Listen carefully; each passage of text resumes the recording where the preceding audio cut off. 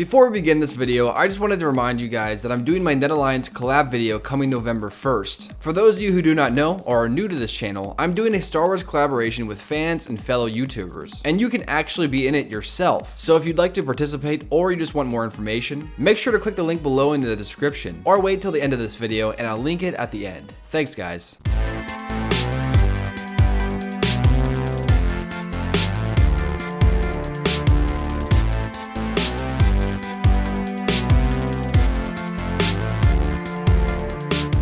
What's up Net Soldiers, I'm Net Alliance, and today I'll be doing Star Wars Episode 3 Revenge of the Sith in 3 minutes. But being as though there's a lot more going on in this film than Episode 1 and 2 combined, I'll try my best to keep the plot synopsis brief, but it may go over 3 minutes. I guess we'll just have to wait and see. But with all this said, please remember to like, subscribe, and turn on notifications for more Star Wars videos. Now, let's begin.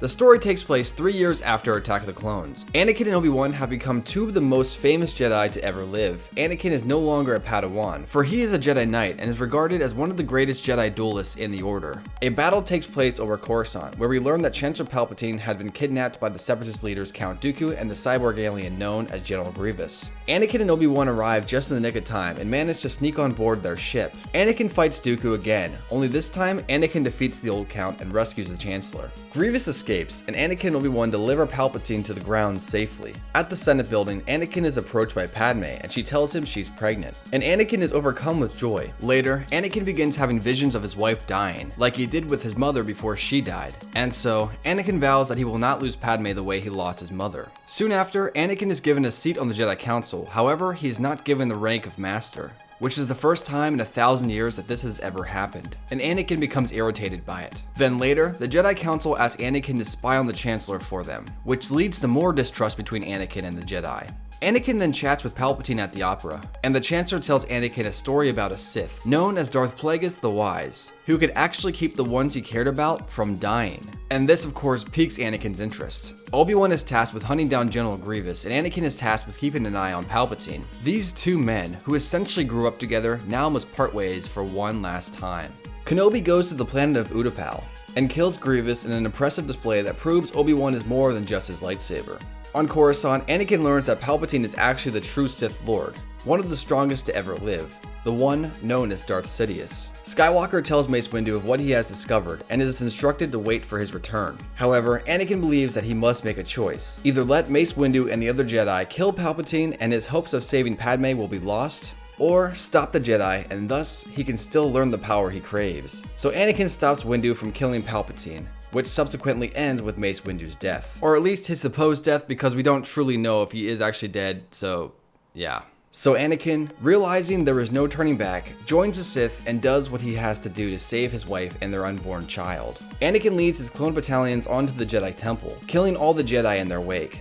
Palpatine executes Order 66, which is a secret code that turns the clones into machines almost, and they turn on their Jedi allies. And so, across the entire galaxy, hundreds of Jedi are betrayed and killed by the ones they once considered friends. After the Jedi Temple's assault, Anakin went to the lava planet of Mustafar and killed all the remaining Separatist leaders, effectively putting an end to the Clone Wars.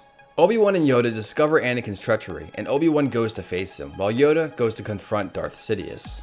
Obi-Wan sneaks onto Padme's ship and later reveals himself upon Mustafar. Anakin believes Padme brought Kenobi on purpose in order to kill him, and in anger begins to force choke Padme. Obi-Wan steps in and the two men begin to battle. Back on Coruscant, Yoda and Sidious fight. However, Yoda is technically defeated, but he does survive. Now back on Mustafar, Obi-Wan and Anakin have an epic clash of good versus evil.